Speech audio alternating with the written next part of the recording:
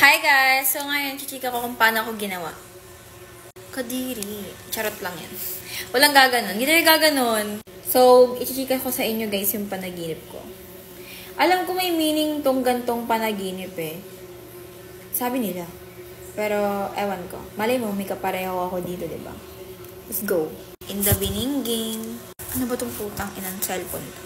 Hindi na matayo-tayo. Ano ba tong tatayong-tayo to? Ayan, okay na siya.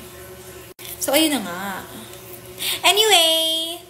Ay, grabe talaga. Bumili ako ng halo-halo kanina. Sobrang tuwan-tuwa yung puso ko.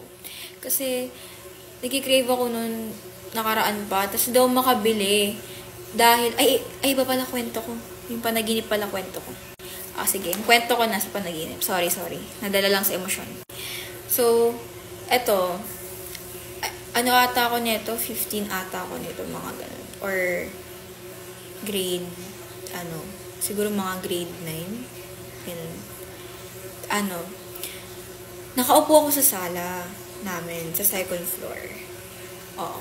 Tapos, nung nakaupo kami doon, meron kasi yun, dalawang upuan. May isang mahaba, may isang pang-single sa dulo. Tapos, doon ako nakaupo sa dulo. So, habang nakaupo ako dun sa dulo, yung mga relatives ko daw, yung mga kamag-anak ko daw, naglalaro daw ng bingo. Bingo no? Halatang mga sugarol Basta nagbibingo sila. Tapos, habang nagbibingo sila, pinapanood ko daw sila maglaro. And then, bigla nag-pop up yung, XMU ko. Parang tanga, diba? Ba't bigla kang lalabas sa panaginip ko? Hindi naman kita hinahanap. Pero ewan ko, ba't kaya? Charot. Siguro na-miss niya ako. Siguro yun, di ba? Ganun. Parang siyang tanga. So, ayun na nga. Bigla siyang dumating. Tapos nilapitan niya ako. Tinabihan niya ako. Tapos nag-uusap daw kami. Tapos maya-maya, parang gusto niya ata akong isama. Parang niyaya niya ako umalis dun sa place na yun. Ayoko umalis. So, ayoko nga. Tapos, nagalit siya.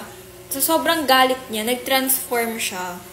Nung pagkasabi ko na hindi, nag-transform siya bigla. Naging demonyo. Oo, sobrang pulang-pula niya.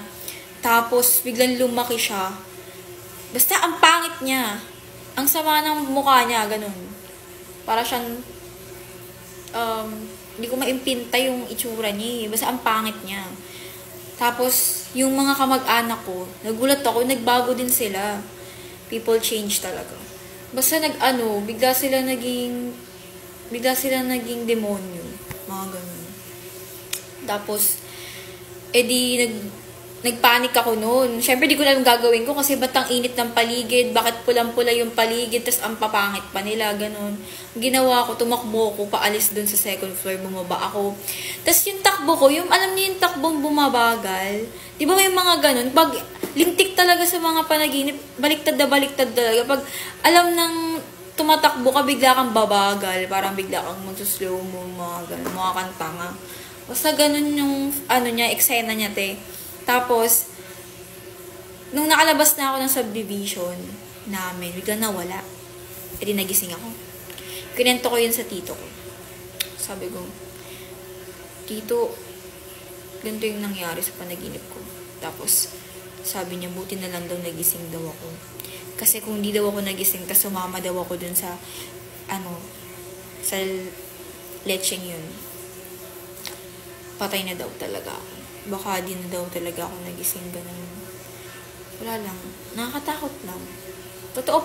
Siguro totoo talaga yung mga ganun. Yung sa panaginip ng ingay naman ng tubig na yan.